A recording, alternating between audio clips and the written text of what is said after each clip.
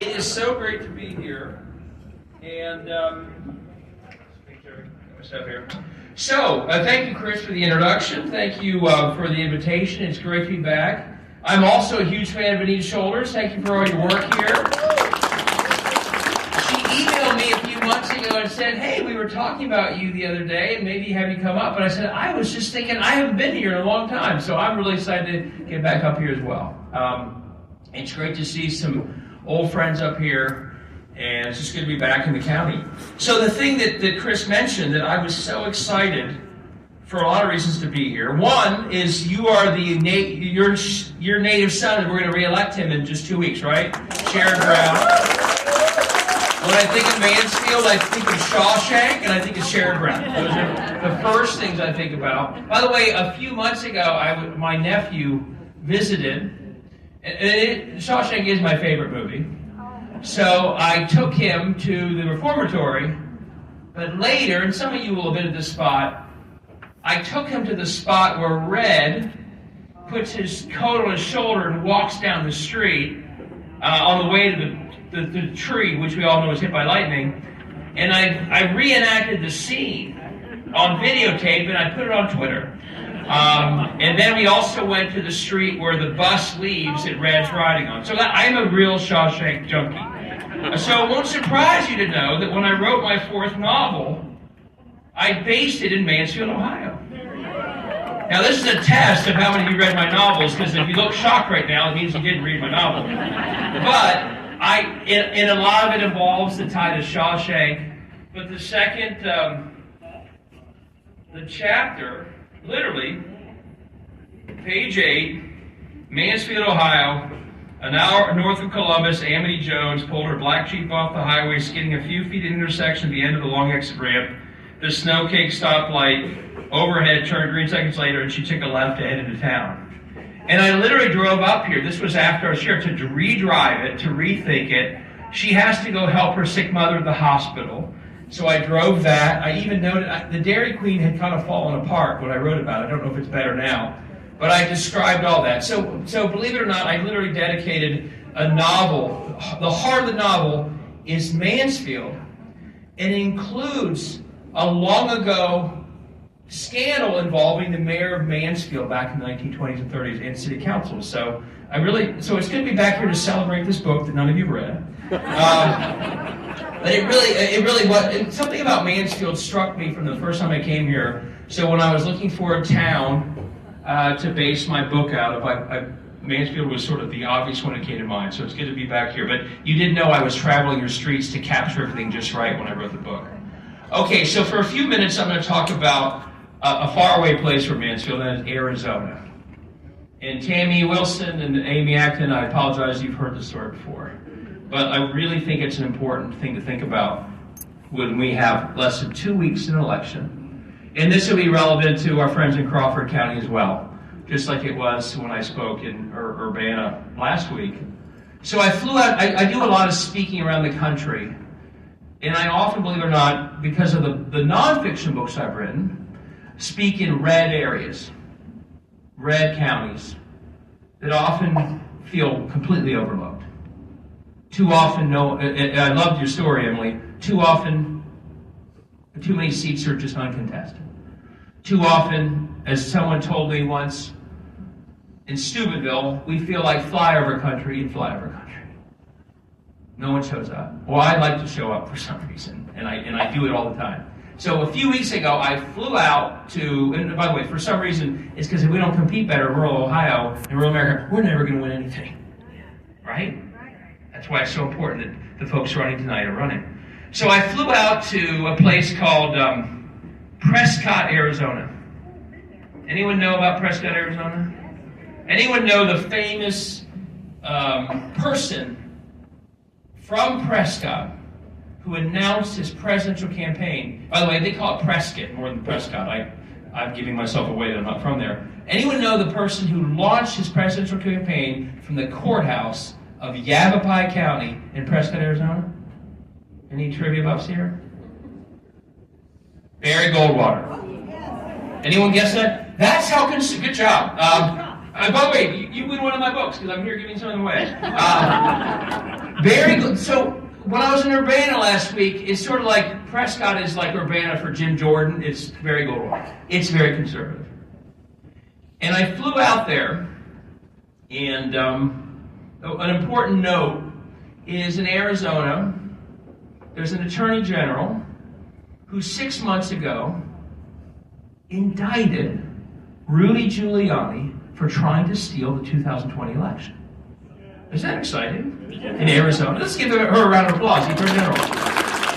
She also indicted, you remember this, right? They tried to steal the election in Arizona, and that means they were trying to steal it for the nation, and the Attorney General of Arizona indicted Rudy Giuliani. She also indicted Mark Meadows.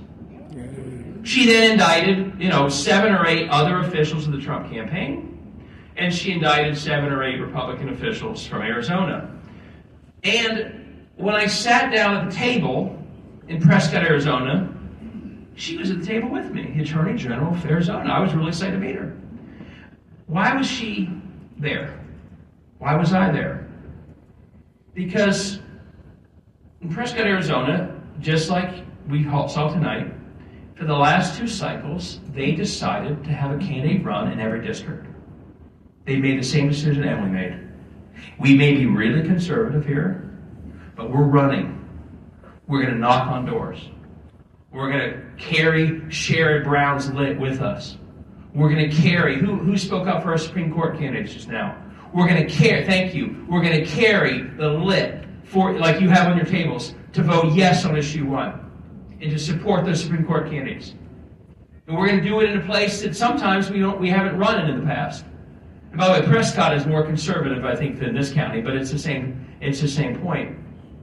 And so in a part of Arizona where they haven't been running, in the last 2 cycles, they decided to run. Every state house district, the state senate district. And the reason that, and they knocked on thousands of doors, just like I'm sure you have collectively. And everywhere they went, they included the flyer for now Attorney General Chris Mays, who just indicted Rudy Giuliani and Mark Meadows. They knocked on at least 5,000 doors was the number. Chris Mays, the Attorney General, was in Prescott, Arizona because she won by 380 votes for Attorney General of the state of Arizona. If you look it up, it was by far the closest race in the country in 2022. Remember, this was the Kari Lake race. She didn't win. She lost by a lot, but this Attorney General's race was close. And she was there to thank them, to say thank you for running, because she knows that she would never have gotten those 380 votes if it weren't for the Emily Adams and the Tammy Wilsons and the other candidates. Kathy Salem, where's Kathy? Who stepped up, as we talked about, and ran in tough places. That's why she was there. Let's give them a round of applause.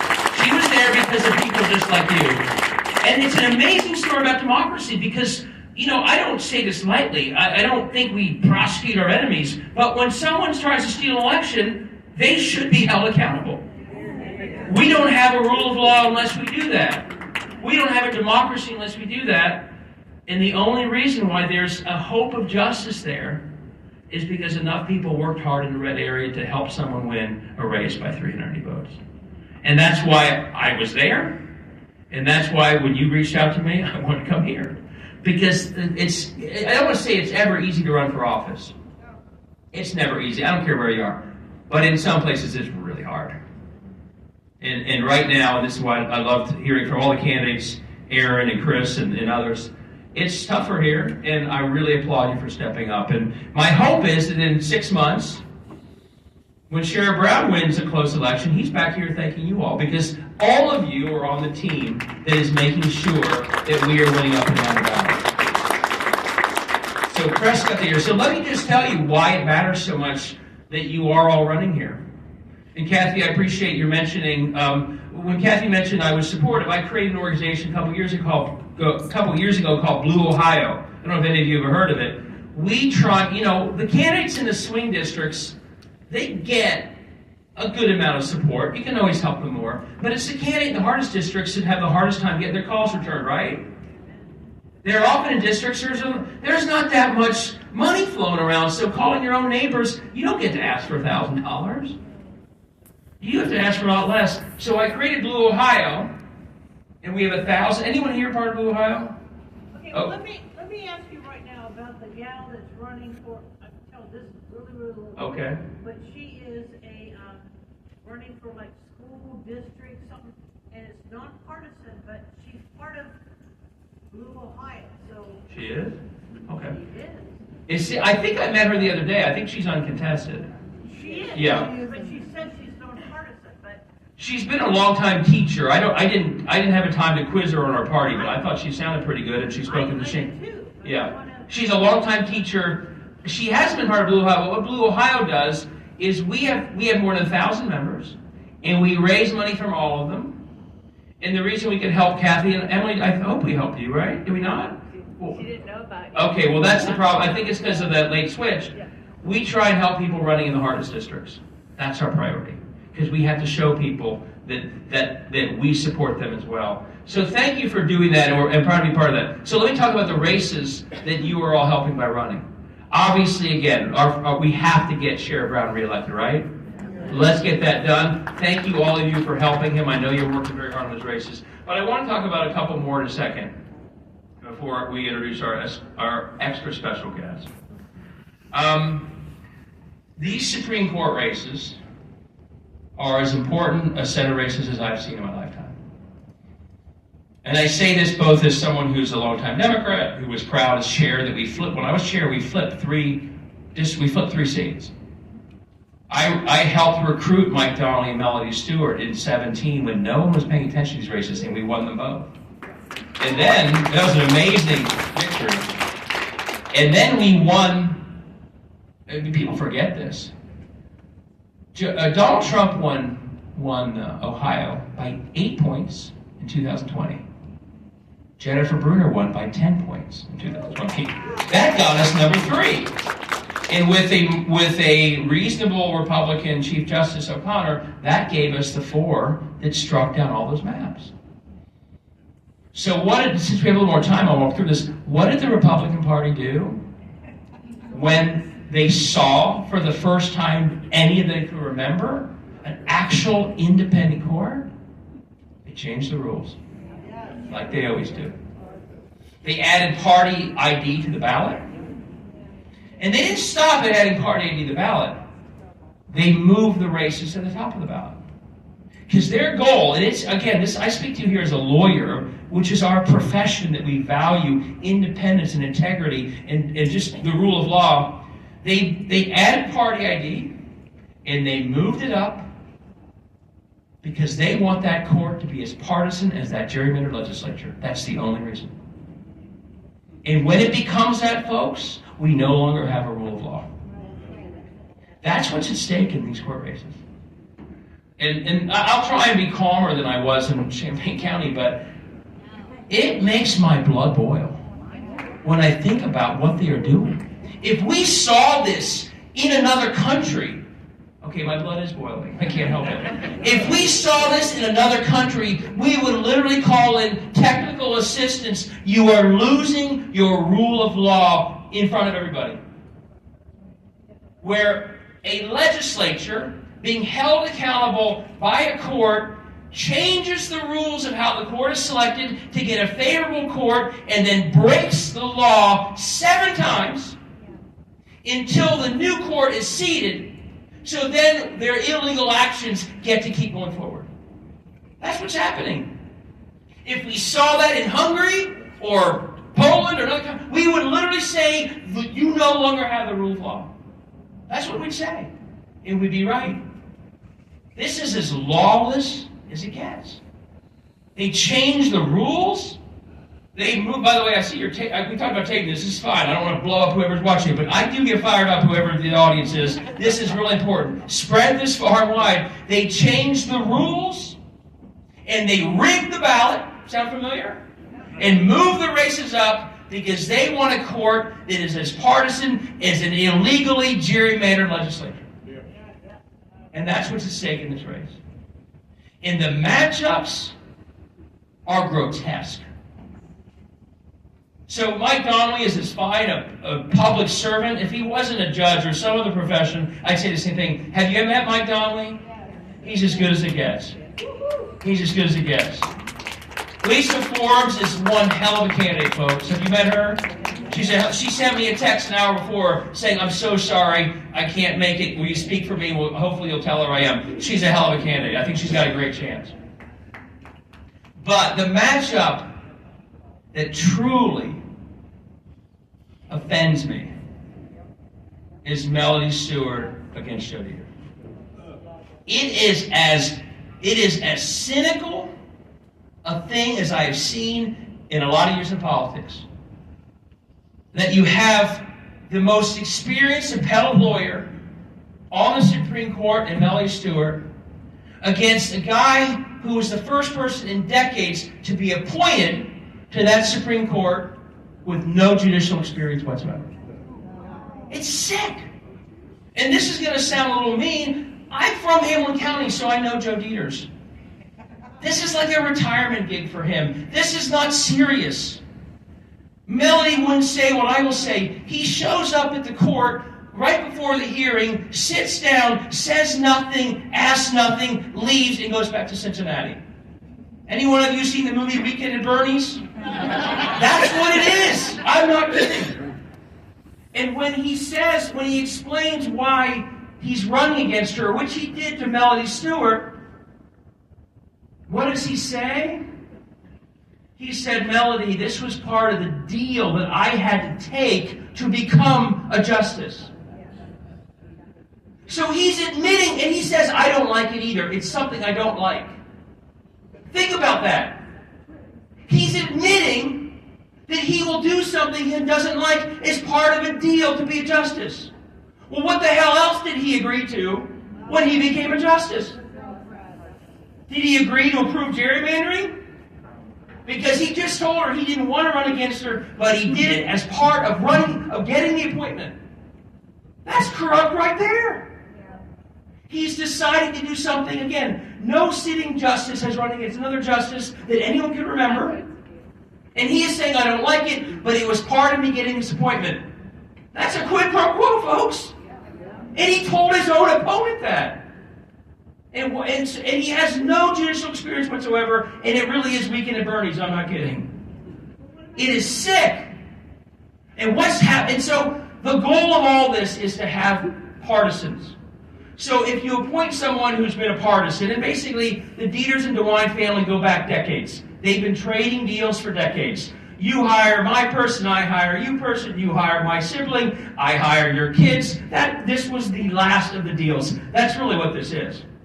And there's some shadiness to it I won't get into. It's disgusting. And the reason I get fired up is I'm a lawyer. We all take an oath as lawyers to respect the Supreme Court. We can only do that if they're respectable, and this is not respectable. It's awful. It's awful. And what has happened since the new court came to be?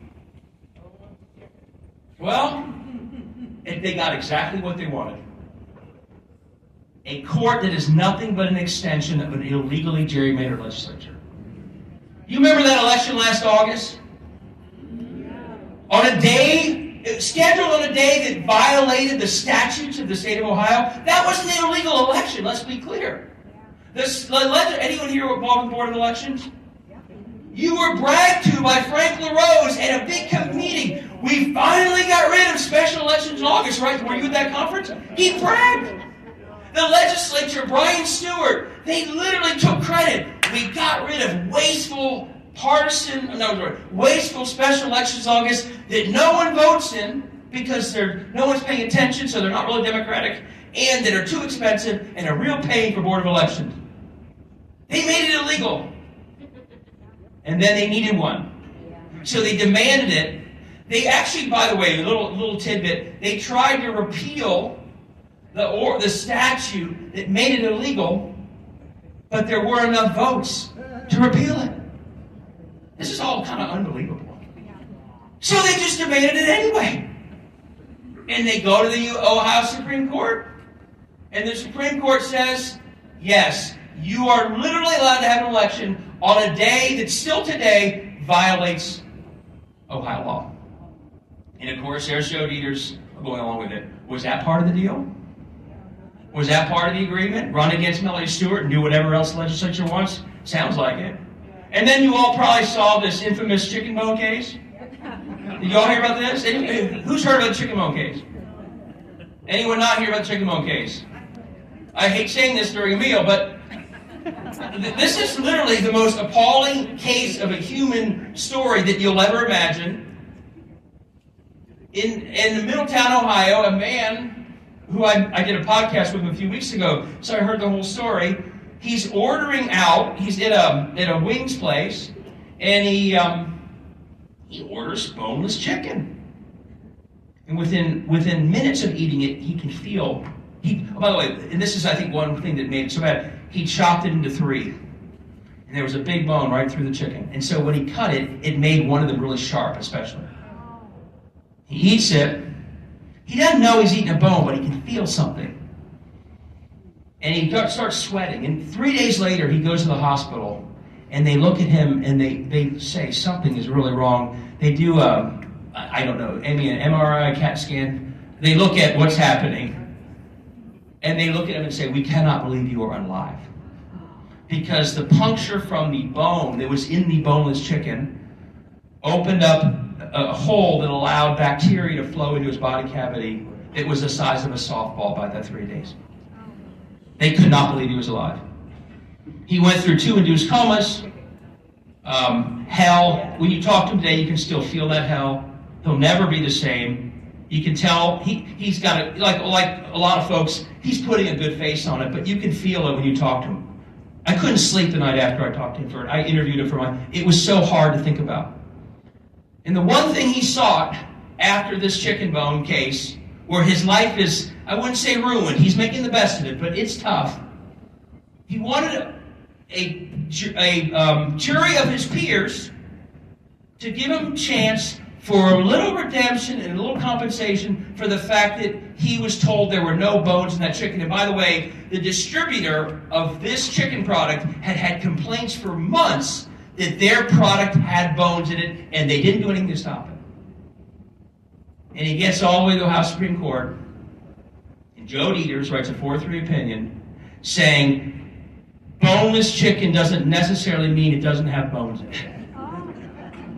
And it's worse than even that. This is when Lisa Forbes explains it so well. They said that boneless chicken was a cooking style and not a promise of no bones. So, as a father of a 10 and 7-year-old, that scares the hell out of me. I do rely on boneless chicken. If my one son eats that stuff, that's what he eats every time we go out to dinner.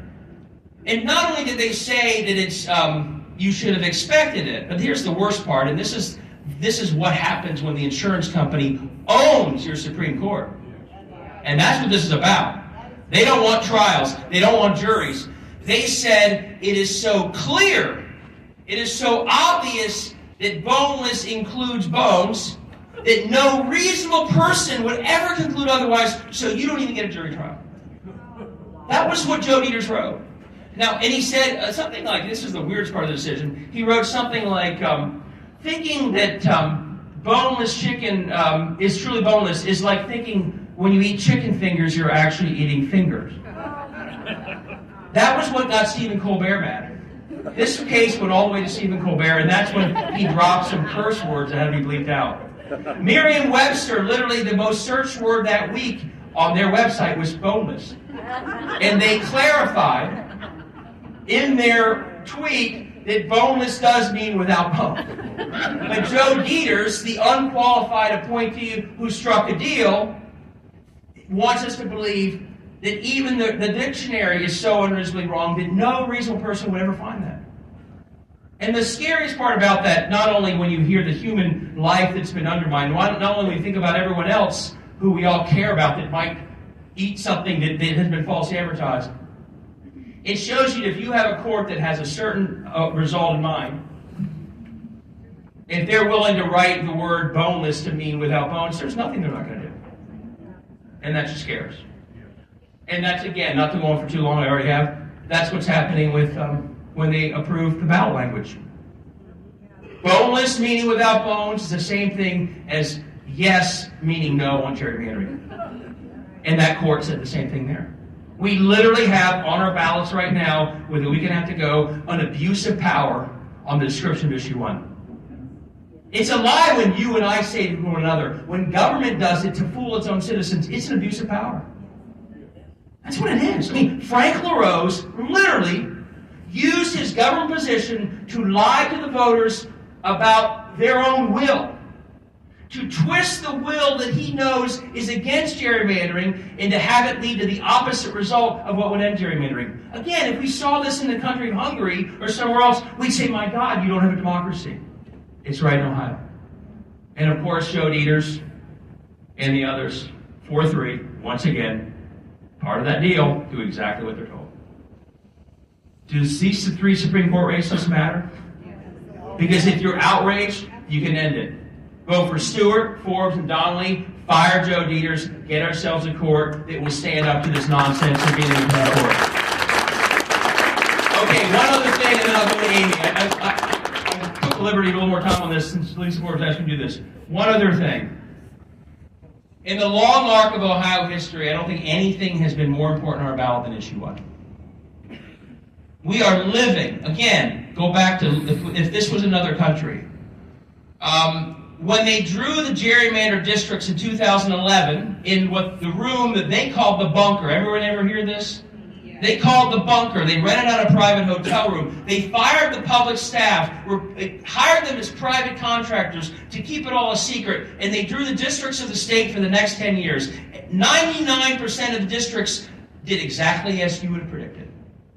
For a decade, despite all the hard work of the Board of Elections and all the hard work of candidates, we essentially had no democracy. First time in Ohio history that not a single congressional district flipped over a decade. But overall, there were like 650 races. Only 8 out of 650 did it go not as you would have predicted from the gerrymandering. In 2011, same thing. In 2011, though, even worse, they did it in violation of a new Ohio Constitution that told them they couldn't.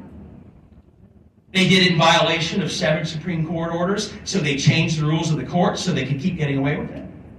We sit here right now. We sit here, all the district, but not the one you're running for, but the one we're in right now. Every district in Ohio right now is illegal under the Ohio Constitution. Right now. We are living every state house. By the way, they hate when you tell them this. And it's not me saying it. The Ohio Supreme Court's most recent opinion about the current map is that they're all illegal. They waited so long we couldn't redraw them for the primary, but they are illegal. Now, to talk about law, it's literally lawless. And in case this feels like a sort of democracy academic argument, what happens when 99% of races are guaranteed from the outset? What happens when politicians, as in any other organization, know that no matter how terrible a job they do, they get to keep their job?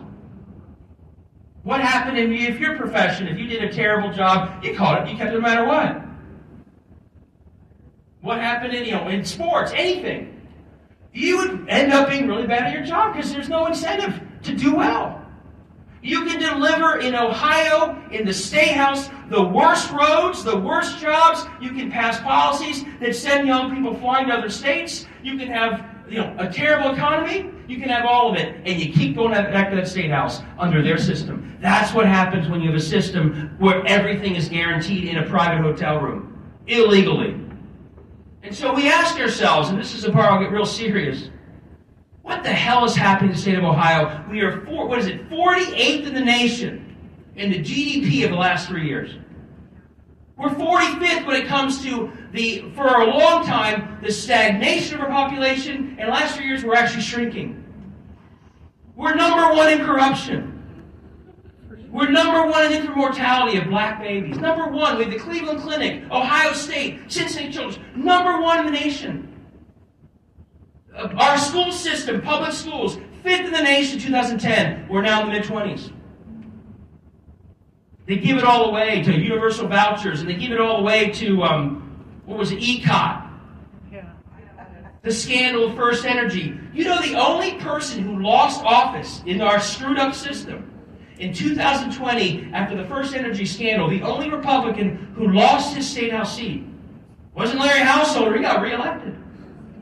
It was the one Republican who had been the whistleblower on First Energy. The one who called it out. So what you get, and this is why I say this is bigger than just the debate they want to make it about gerrymander, we wouldn't need to end it. We are getting the results we are getting in Ohio because the system of rigged districts incentivizes the worst behavior. It does not incentivize public service. What ultimately happens in a system where everything is rigged is they are no longer public servants. They spend their time to win a primary, which means be as extreme as possible, and they spend their time, honestly, using public power and public assets to enrich private interests. Here, ECOT, here's some public money to make you money, and we get some of it back in contributions. Here, universal voucher backers, Betsy DeVos, you get public money for your new pop-up profit school. Here, First Energy, you get public money for you. They're not public servants. They're not policymakers. They are literally, you remember how Brett Favre used TANF money to build volleyball courts? It's like that on steroids. They're taking public assets and public resources and public power to help private players and not the public. So, of course, the public outcomes are suffering. And until we fix the gerrymandering, it will keep going. There's no reason Ohio, with all of our great strengths, should be failing. We shouldn't be 48th in GDP. We shouldn't be losing people. We should be doing as well as other states that look like us, but aren't rigged like we are.